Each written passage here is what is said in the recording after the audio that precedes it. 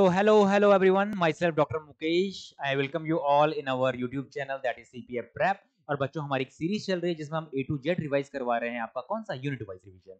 उसी सीरीज में मैं कल आपके लिए लेके आने वाला हूं developmental biology that is unit number 5, जिसमें हम बहुत ही बेसिक लेवल से इसको एडवांस लेवल में क्या करने वाले डिस्कस करने वाले रिवाइज करने वाले हैं। तो बेसिक लेवल क्या, बेसिक लेवल हम बात करने वाले हैं यहाँ पर स्टेम सेल की। स्टेम सेल क्या होती है, क्या उसके फैक्टर्स हैं, साथ ही हम इंड्यूस्ड प्लूरिपोटेंट स्टेम सेल की बात करेंगे कि क्या एक जब एक आपके डिफरेंशिएटेड सेल को हम वापस से क्या करते हैं इंडक्शन देते हैं प्लूरिपोटेंट स्टेम सेल बनाने में, उसमें हम डिटेल में डिस्कस करने वाले यामाका फैक्टर की। साथ ही हम बात करने वाले भाई पोटेंशियल ऑफ ए सेल, इस सेल का क्या पोटेंशियल है, उसमें हम बात करेंगे टोटीपोटेंट की बात करने वाले हैं, प्लूरिपोटेंट की बात करने वाले, मल्टीपोटेंट की बात करने वाले, यूनिपोटेंट की बात करने वाले। साथ ही हम बात करेंगे भाई कमिटमेंट क्या होता है। तो हमें पता ही है कमिटमेंट आपके दो स्टेप प्रोसेस है, जिसमें आपका स्पेसिफाइड सेल और डिटरमाइंड सेल की हम बात करेंगे कि कब सेल स्पेसिफाइड है कब सेल डिटरमाइंड है। और साथ ही साथ जब हम बात करने वाले हैं डिफरेंशिएशन की कि यार डिफरेंशिएशन क्या होता है और कैसी सेल डिफरेंशिएट होती है, उसके साथ साथ हम मॉर्फोजेनेसिस की बात करेंगे। और मॉर्फोजेनेसिस को इंपॉर्टेंट रोल प्ले करता है मॉर्फोजेंस, उसमें हम देखेंगे कि भाई मॉर्फोजेंस क्या होते हैं और किस तरीके से उसका ग्रेडियंट इंपैक्ट डालता है इस पे आपके मॉर्फोजेनेसिस में। उसके साथ साथ हम बात करने वाले हैं फर्टिलाइजेशन की, भाई फर्टिलाइजेशन क्या होता है, आपका एक्सटर्नल फर्टिलाइजेशन क्या है जिसको हम सी अर्चिन में देखने वाले हैं, आपका इंटरनल फर्टिलाइजेशन जिसमें हम माइस और ह्यूमन का हम उसमें डिस्कशन करने वाले हैं। तो हम देखेंगे कि दोनों में क्या सिमिलरिटी है और दोनों में क्या डिफरेंसेस हैं। जैसे मैं एक एग्जांपल दे दूं आपका डिफरेंसेस के, आपका कैपेसिटेशन। तो आप देखेंगे इंटरनल जब फर्टिलाइजेशन हो रहा है वहां पे कैपेसिटेशन बहुत ही इंपॉर्टेंट रोल प्ले कर रहा है, जबकि आप देखेंगे कहां पर एक्सटर्नल फर्टिलाइजेशन भाई कैपेसिटेशन जैसी कोई चीज है ही नहीं। साथ ही हम बात करने वाले जब फर्टिलाइजेशन हो रहा है तो एक स्टेप आता है जिसमें हम बात करते हैं किस चीज की, आप पॉली ब्लॉक टू पॉलीस्पर्मी कि एक से ज्यादा स्पर्म आपके एग को फ्यूज ना कर पाए, उसको रोका जाता है ताकि एबनॉर्मलिटीज ना हो। तो आप देखेंगे वहां पर स्लो ब्लॉक पॉलीस्पर्मी और फास्ट ब्लॉक पॉलीस्पर्मी, उसको हम बहुत ही डिटेल में देखने वाले हैं। और साथ साथ हम जानते हैं कि जब आपकी सेल, आपका जो एग सेल है वो अरेस्टेड होता है आपकी मेटाफेज सेकंड में, जैसे आपका फर्टिलाइजेशन कंप्लीट होता है तो इंडक्शन हो जाता है आपकी क्या चीज का, आपका सेल डिवीजन। उसी सेल डिवीजन की हम बात करते हैं तो हम बोलते हैं क्लीवेज। और क्लीवेज आपके कितने टाइप के होते हैं, क्लीवेज होता क्या है, इसको भी हम डिटेल में देखेंगे। अब देखिए क्लीवेज को भी कुछ चीजें क्या होती है इंपैक्ट करती हैं कि आपके एग के किस तरीके का एग है, आपका एग आपका अगर क्या है माइक्रोलेसिथियल है, मिजोलेसिथियल है, टीलोलेसिथियल है, ये इंपैक्ट डालेंगे आपके किस चीज में, आपके सेल के क्लीवेज में। इसी क्लीवेज को हम डिटेल में देखेंगे और टाइप्स ऑफ क्लीवेज को हम डिटेल में देखने वाले हैं। साथ ही हम बात करेंगे भाई कि अब जब एक क्लीवेज हुआ तो आपकी स्टेजेस अलग अलग स्टेजेस आती हैं, आपकी मोरुला स्टेज आएगी, आपकी ब्लास्टुला स्टेज आएगी, आपकी गैस्ट्रुलेशन होगा। गैस्ट्रुलेशन में आप देखते हैं कि आपकी डर्मस का मींस अगर आपका डिप्लोब्लास्टिक ऑर्गेनिज्म तो 2 लेयर का फॉर्मेशन होने वाला है, आपका ट्रिप्लोब्लास्टिक ऑर्गेनिज्म तो 3 लेयर का फॉर्मेशन, एक्टोडर्म एंडोडर्म मेसोडर्म का फॉर्मेशन हो जाएगा।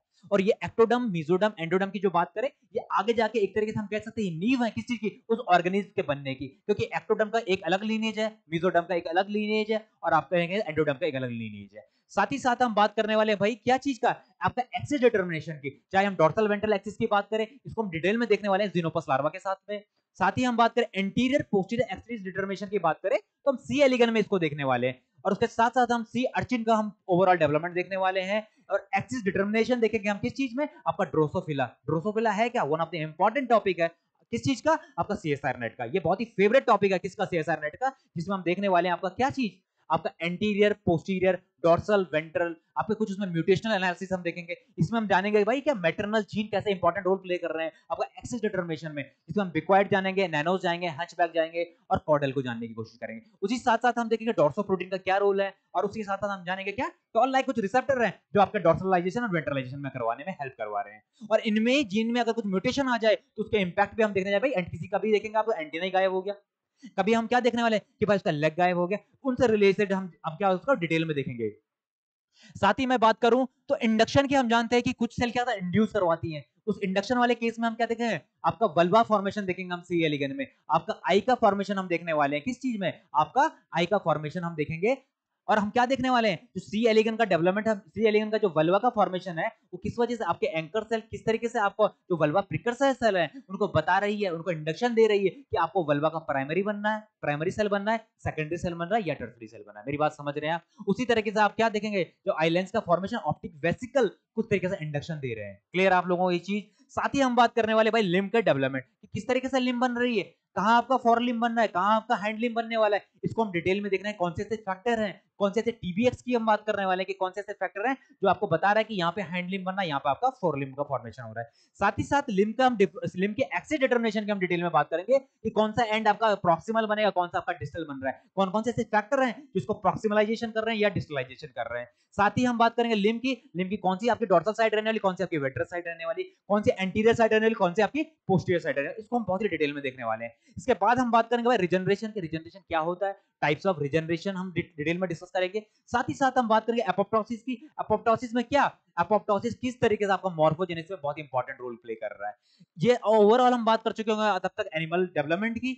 अब एनिमल डेवलपमेंट कर लिया तो भाई अब हमें थोड़ा बहुत प्लांट डेवलपमेंट के बारे में पता होना चाहिए, क्योंकि प्लांट डेवलपमेंट भी बहुत इंपॉर्टेंट है। आप देखेंगे उससे भी आपको क्या 100% आपको क्वेश्चन मिलने वाले हैं। तो प्लांट डेवलपमेंट में हम क्या देखने वाले हैं, प्लांट किस तरीके से डेवलप हो रहा है। साथ साथ हम उसमें मेरिस्टेमेटिक टिश्यू की बात कर रहे हैं, उसमें हम बात करें क्लेबेटा जीन के, क्लेबेटा 1 क्लेबेटा 2 हो गए, आपके क्लेबेटा 3 हो गया, वुश प्रोटीन हो गया, और कई सारे ऐसे फैक्टर हैं जो आपका क्या कर मेरिस्टेमेटिक टिश्यू को अनडिफरेंशिएटेड फॉर्म में रख रहा है। भाई वो अनडिफरेंशिएटेड फॉर्म में रख पा रहा है उसको।